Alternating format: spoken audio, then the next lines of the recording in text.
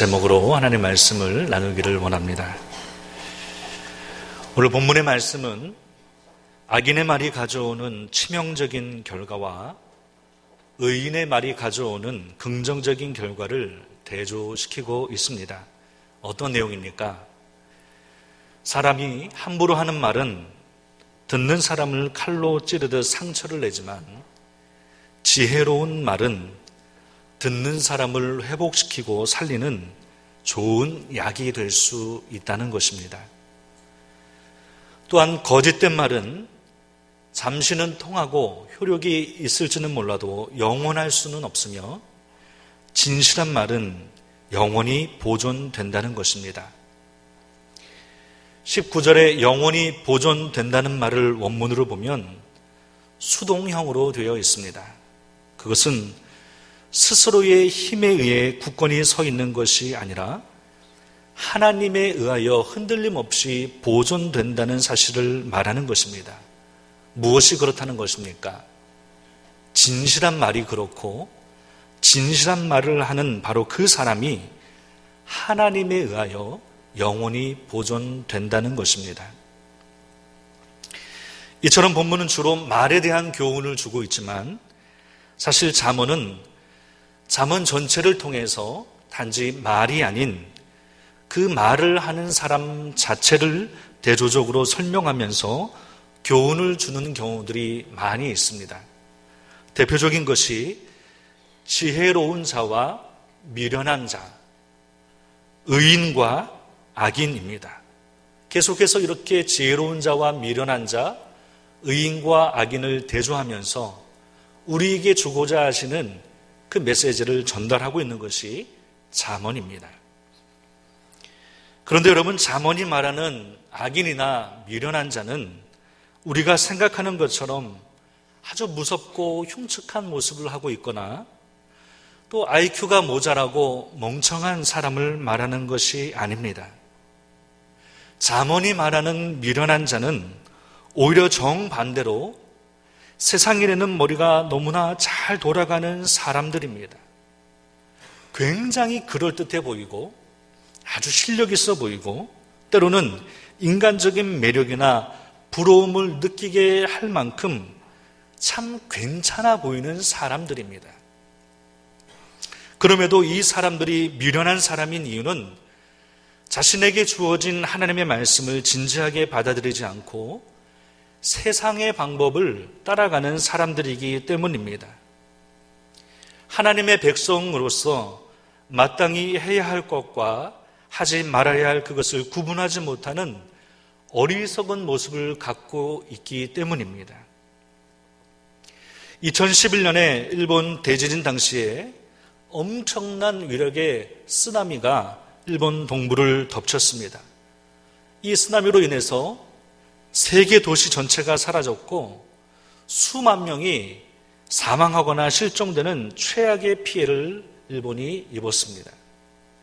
그런데 동북지방에 있는 이와테현의 후다이 마을이라고 하는 곳에서는 잠시 어장에 내려간 어부 한 명을 제외하고는 단 한 명의 부상자나 사망자도 발생하지 않았습니다. 후다이의 기적으로 불리는 이런 일이 가능했던 것은 이 어촌 마을의 촌장이었던 와무라라고 하는 사람이 만든 15.5m의 높은 방파제가 있었기 때문입니다. 와무라 촌장은 1896년과 1933년 두 번이나 그 마을 주민들의 생명을 앗아간 쓰나미, 그 과거에 있었던 쓰나미를 기억하면서 자신의 그 마을을 지키기 위해서 하루속히 방파제를 건설해야 한다고 주장했습니다. 하지만 언제 올지 모르는 쓰나미 때문에 수백억의 예산을 들이는 엄청난 비용을 사용하는 것은 예산 낭비다. 차라리 마을을 다른 곳으로 옮기는 것이 낫다라고 하는 그런 주민들의 강력한 반발에 부딪히게 됩니다. 그러나 와무라 촌장은 그 사람들의 숱한 비판과 반발에도 뜻을 굽히지 않고 주민들을 설득하여서 결국 공사를 진행하였고 1984년에 비로소 높은 방파제와 수문을 만들게 됩니다. 바로 그 한 사람의 지혜로운 결단과 노력을 통해서 2011년 일본 대지진 그 쓰나미라고 하는 사상 최악의 재난 중에도 마을 전체의 사람들의 생명을 지킬 수 있었습니다. 여러분, 이 후다이 마을의 이야기를 들으면서 우리가 발견할 수 있는 한 가지 사실은 2011년에 쓰나미와 같은 피해가 사실 과거에도 그곳에 여러 번 있었다는 것입니다. 그럼에도 불구하고 어떤 사람들은 자기 생각이나 안일함으로 일관하여 큰 피해를 보았고 과거를 거울 삼아 진지함으로 그것을 대비했던 한 마을의 사람들은 안전할 수 있었다는 것입니다. 여러분, 지금 잠언에서 말하는 하나님 앞에서 미련한 자와 지혜로운 자는 무엇보다도 하나님 말씀에 대한 태도에서 차이를 보입니다. 미련한 자는 자기 생각을 믿고 하나님의 말씀을 안일하게 여기지만 지혜로운 자는 하나님이 주시는 그 말씀을 진지하게 받아들입니다. 그래서 오늘 본문 앞에 나오는 잠언 12장 15절에 이렇게 말씀하고 있습니다. 우리 15절 말씀을 같이 한번 읽어보겠습니다. 시작. 미련한 자는 자기 행위를 바른 줄로 여기나 지혜로운 자는 권고를 듣느니라. 우리말 성경에는 생략이 되어 있지만 원래 히브리 원어에는 자기 행위를 바른 줄로 여긴다라고 하는 말 앞에 자기 눈에라고 하는 말이 들어가 있습니다. 무슨 말입니까? 자기가 보기에는, 자기 눈에는, 자기가 판단하기에는 자기 행위를 바른 줄로 여기지만 이라는 말입니다. 하나님 말씀과는 상관없이 자기 소견에 옳은 대로 살아가는 삶을 이야기하고 있는 것입니다. 여러분, 15절의 권고라는 것은 단지 사람들의 의견이 아니라 하나님의 말씀을 두고 하는 말입니다. 아까도 말씀드린 것처럼 잠언에서 말하는 미련한 사람, 어리석은 사람은 우리가 볼 때는, 현실에서 만날 때는 정반대의 사람일 수 있습니다. 머리가 좋은 사람이고 지식이 많은 사람이고 경험이 많은 사람이고 실력이 뛰어난 사람일 수 있습니다. 그럼에도 그들을 미련한 사람이라고 부르는 이유는 하나님 말씀의 가치를 모르기 때문이고 그 말씀을 거부하기 때문입니다. 여러분, 이스라엘 백성들은 하나님의 말씀이 주어진 민족이었음에도 불구하고 백성들 중에는 하나님 말씀의 가치를 모르거나 거부하는 사람들이 많았습니다.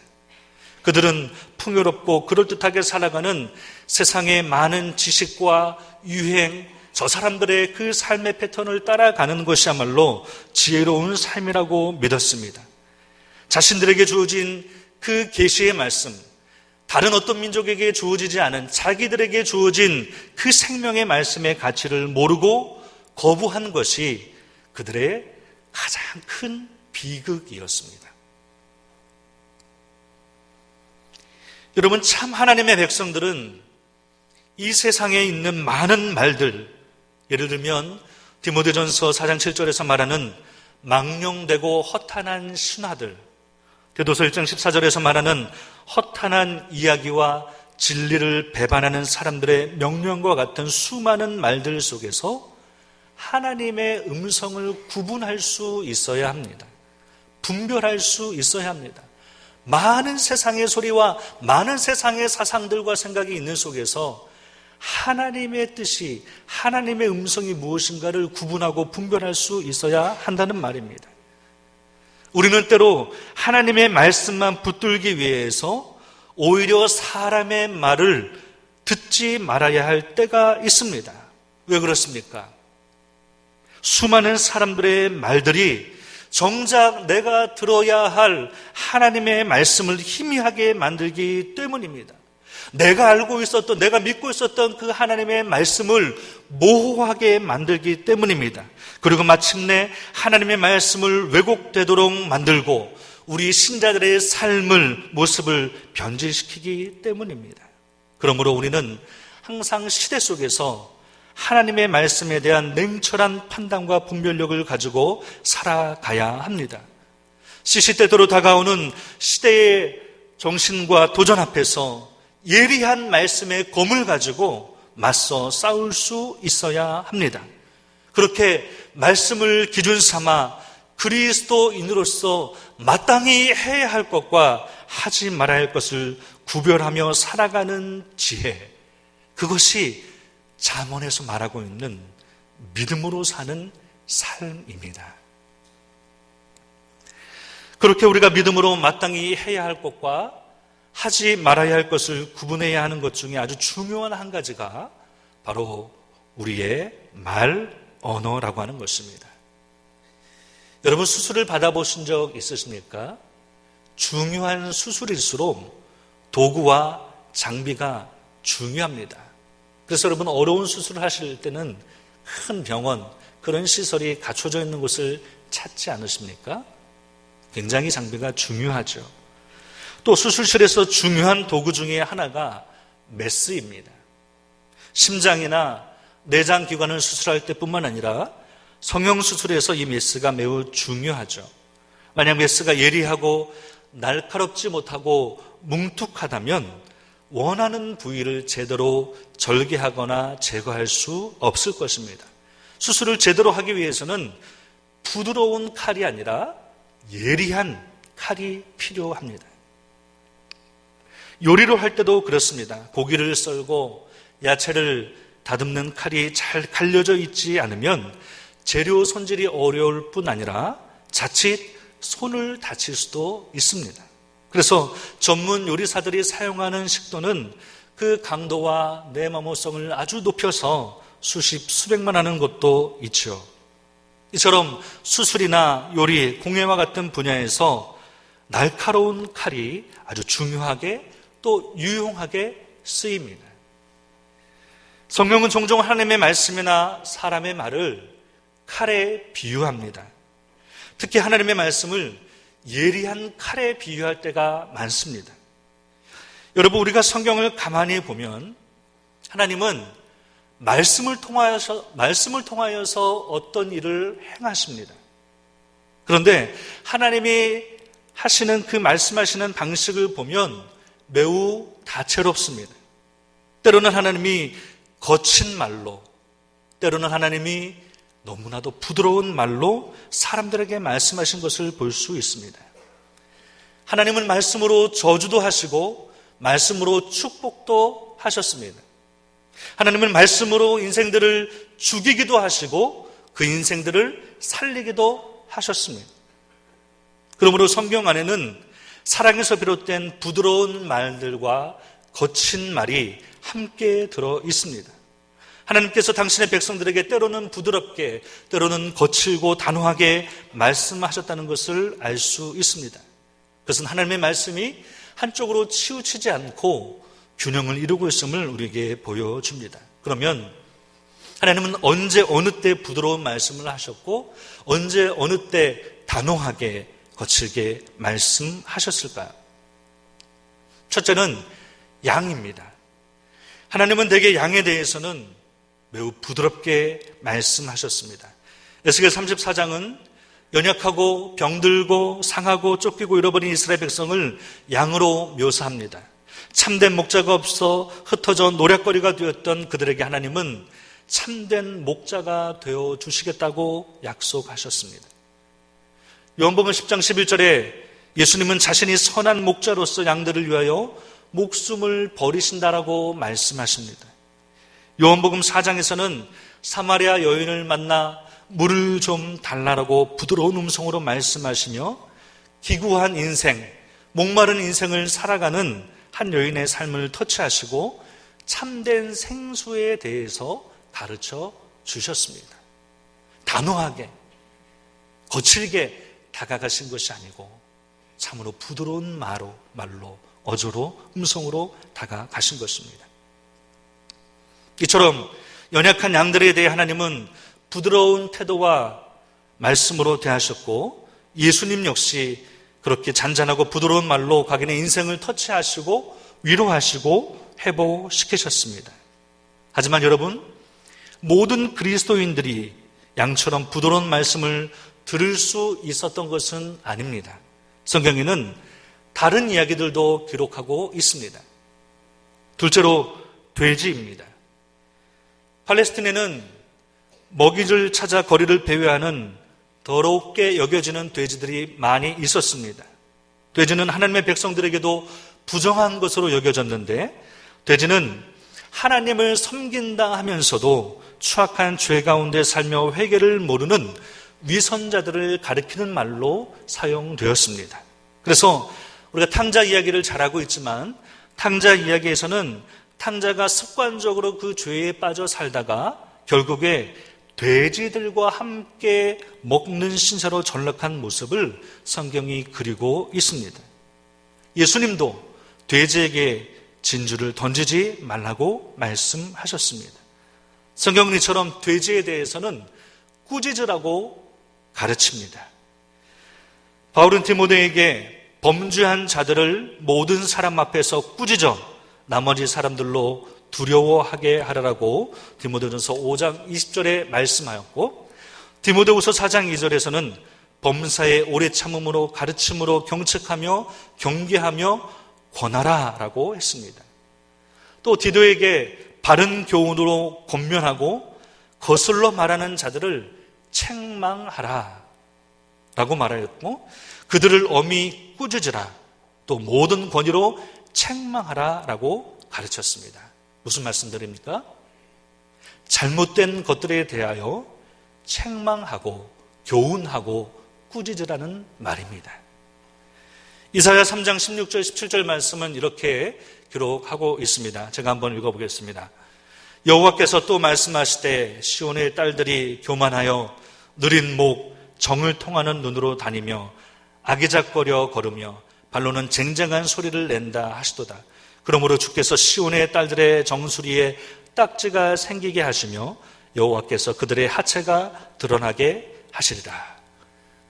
하나님은 정결과 성결함을 잃어버리고 세속적 탐욕과 교만 그리고 정욕에 빠진 이스라엘 백성을 더러운 여자로 비유하시면서 그들에 대한 심판을 단호하게 말씀하셨습니다. 또한 아모스서에서는 가난한 사람들을 착취하는 사람들을 돼지같이 탐욕으로 배를 채운 사람들로 묘사하면서 준엄한 꾸짖음을 주고 계신 것을 보게 되었습니다. 이런 꾸짖음과 책망의 말씀들을 보고 있노라면 과연 이 하나님이 사랑의 하나님인가라고 느낄 만큼 엄중한 어조로 단호하게 말씀하고 있는 것을 우리가 보게 되어집니다. 그럼에도 불구하고 하나님은 그런 죄악에 대해서 얼마나 그 죄악을 싫어하시고 강도 높게 꾸짖으시는지를 성경은 세세하게 기록하고 있습니다. 성경은 우리가 죄를 짓고 있는 어떤 누군가를 진정으로 사랑한다면 그들이 회개하여 죄 사함을 받고 깨끗하게 되도록 그들을 말씀으로 단호하게 권면하고 책망할 것을 말씀합니다. 그래서 디모데후서 3장 16절에 뭐라고 말씀합니까? 우리가 잘 아는 말씀이지 않습니까? 모든 성경은 하나님의 감동으로 된 것이다 라고 말하면서 특별히 그 말씀이 책망하기에 유익하다라고 말씀하고 있습니다. 무슨 말씀입니까? 돼지를 책망하는 것은 하나님의 뜻이며 어떤 면에서 그렇게 하지 않는 것은 그들을 진정으로 진짜 사랑하지 않는 것이라는 말입니다. 셋째는 늑대입니다. 늑대는 거짓 선생과 이단을 말합니다. 양을 공격해서 잡아먹는 자가 늑대입니다. 그들은 빌립보서 3장 2절에서 말하듯 개들이요 행악하는 자들이며 골로새서 2장 8절에 말하듯 헛된 속임수를 쓰는 자들이며 디모데전서 1장 4절에 말하듯 신화와 끝없는 족보에 몰두하는 자들이며 디모데전서 4장 2절에 말하듯 양심의 화인을 맞아 거짓말하는 자들이며 4장 7절에 말하듯 허탄한 신화를 쫓는 자들이며 6장 4절에 말하듯 교만하여 아무것도 알지 못하고 마음이 부패한 자들이며 디모데후서 2장 23절에 말하듯 어리석고 무식한 자들이며 요한일서 2장 18절에 말하듯 적 그리스도입니다. 성경은 이런 늑대를 결코 감독이나 목사로 부르지 않지만 그들 스스로는 자신들을 그렇게 부르며 또 그렇게 불려지기를 좋아합니다. 그래서 이단들은 항상 자신들을 교주화하고 신화화하는 그런 일들을 일삼게 되죠. 성경은 우리가 양을 대하듯이 그러한 늑대를 대해서는 안 된다라고 분명하게 말씀합니다. 오히려 그 늑대에 대해서는 적대감을 가지고 대적해야 한다라고 말씀하고 있습니다. 왜 그렇습니까? 늑대를 양처럼 대하다가 자칫 늑대가 그 양을 물어뜯게 만들 수 있기 때문입니다. 한편 늑대는 종교적 위선자들을 의미합니다. 예수님은 서기관과 바리새인들에 대해 결코 부드럽게 말씀하시지 않았습니다. 그들을 단호하게 공격하시며 거칠게 말씀하셨습니다. 마태복음 23장에 있는 서기관과 바리새인들에 대해서 예수님의 태도는 종교적 위선자에 대해서 예수님께서 어떤 입장을 취하셨는지를 분명하게 우리에게 보여주고 있습니다. 마태복음 23장 23절과 23절부터 25절까지의 말씀 제가 한번 읽습니다.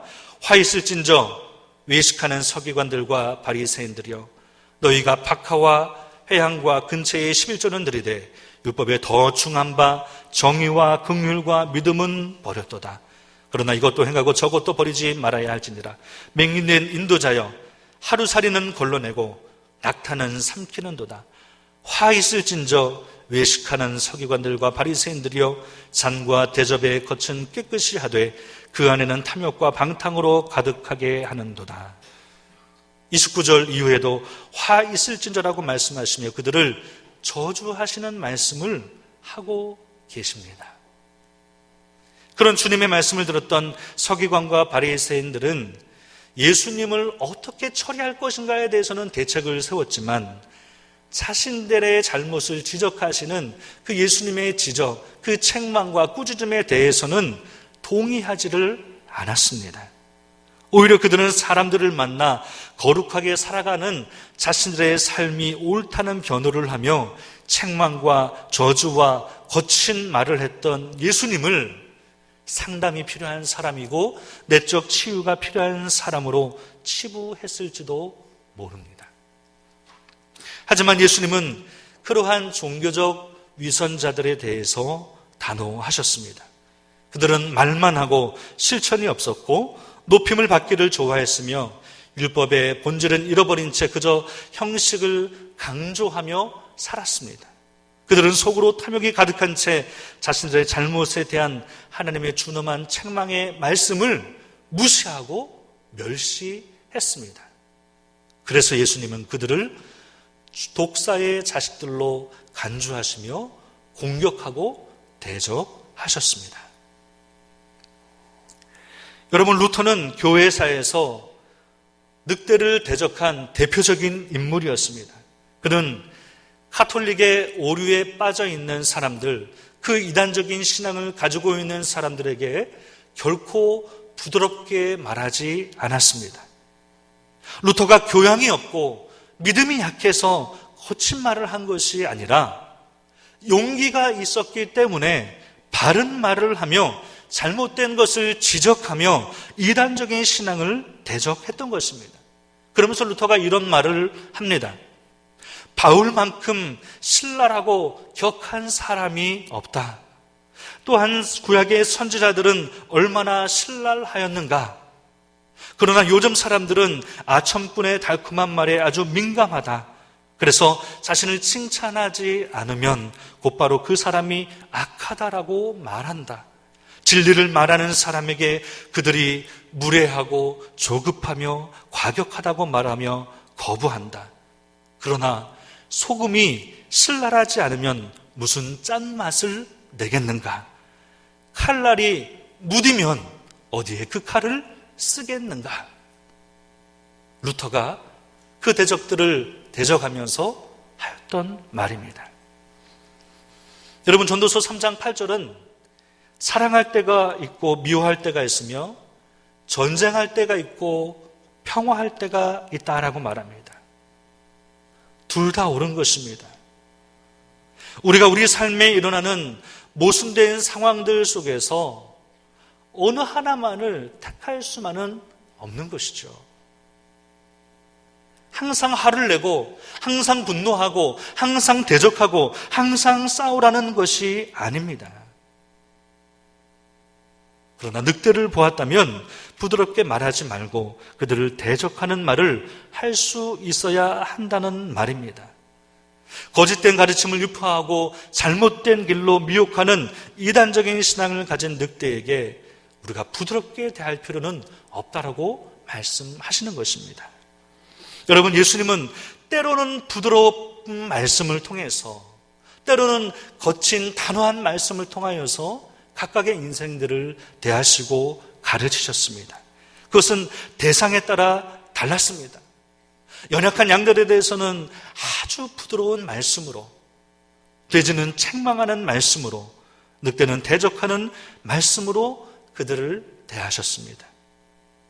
오늘날 우리는 심리학의 영향을 받아서 언제나 부드러운 말을 하고 부드러운 말을 듣는 것을 참 좋아합니다.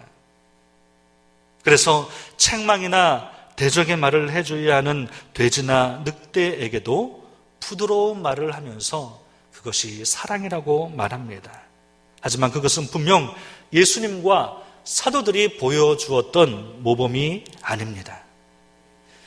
여러분, 때로는 참 그 부드러운 마음 깊은 곳에서 그 사람을 생각하고 사랑하는 마음에서 우러나오는 그 부드러운 말이 그 사람을 살리지만, 때로는 하나님 말씀에 입각해서 책망하고 교훈하며 그를 세우는 그 거친 말이, 그 단호한 말이 그 사람을 살립니다. 부드러운 말만으로는 진리가 지켜지지 못합니다. 올바른 것이 아님에도 불구하고 부드러운 말을 사랑의 미명으로 하는 사람들의 마음에는 거친 말을 함으로써 상대방과 관계가 깨어지는 부담을 받지 않으려는 인간적인 그 마음이 있을 수 있습니다. 내가 이렇게 말하면 저 사람이 싫어할 텐데, 나를 대적할 텐데, 관계가 안 좋아질 텐데. 그러나 여러분, 그것은 진정으로 그 사람을 위한 사랑이 아닙니다. 안타깝게도 오늘날 목회자들의 설교에는 이런 신앙적, 종교적 위선에 대해 꾸짖고 회개를 촉구하는 설교가 많지 않습니다. 성도들도 예수 믿지 않는 교회 밖에 있는 사람들, 그 죄인들에게 회개하도록 촉구하는 설교는 좋아하지만 정작 자신들의 위선을, 믿음 없음을 지적하고 회개를 요구하는 설교는 싫어합니다. 그런 말씀, 그런 설교를 들으면 얼굴을 찌푸립니다. 언젠가부터 우리는 말씀의 균형을 잃어버리고 우리가 하고 싶은 말씀만을 전하고 우리가 듣고 싶은 말씀만을 들으며 그것이 좋은 신앙인 것처럼 그렇게 살아가고 있습니다. 여러분, 인터넷 들어가 보면 수많은 교회, 수많은 목사님들의 설교를 우리가 듣지 않습니까? 그런데 안타까운 것은 내가 좋아하고 내가 즐겨하는, 내 마음에 드는 그런 설교만을 클릭하고 듣더라는 것이죠. 아닙니다, 여러분. 우리는 하나님의 모든 말씀에, 하나님의 그 모든 말씀에 아멘할 수 있어야 합니다. 우리는 내게 위로가 되고 내게 격려가 되고 내게 은혜가 되는 말씀만 아니라 때로는 내게 부담이 되고 내게 책망이 되고 나를 참으로 부끄럽게 만드는 그 말씀 앞에서도 기꺼이 아멘 할 수 있어야 하는 것입니다. 그것이 말씀의 사랑입니다. 사람들과의 대화에서도 그렇습니다. 믿는 우리는 할 말은 하고 안 할 말은 안 하는 게 중요합니다.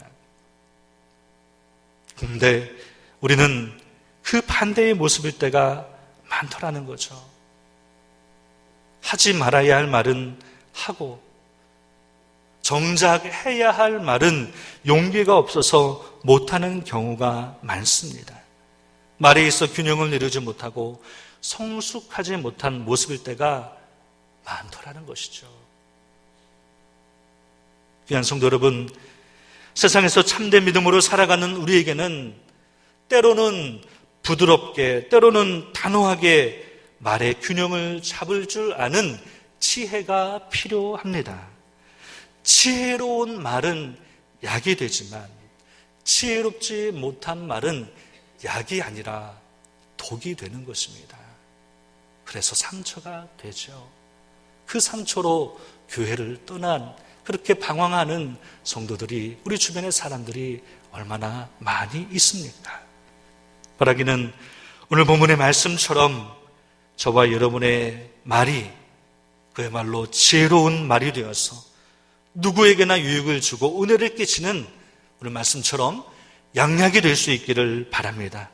때로는 온유하고 부드럽게, 때로는 강하고 단호하게 말하는 믿음과 말의 균형을 이루는 지혜가 있기를 예수님의 이름으로 축원합니다. 우리 함께 찬양하며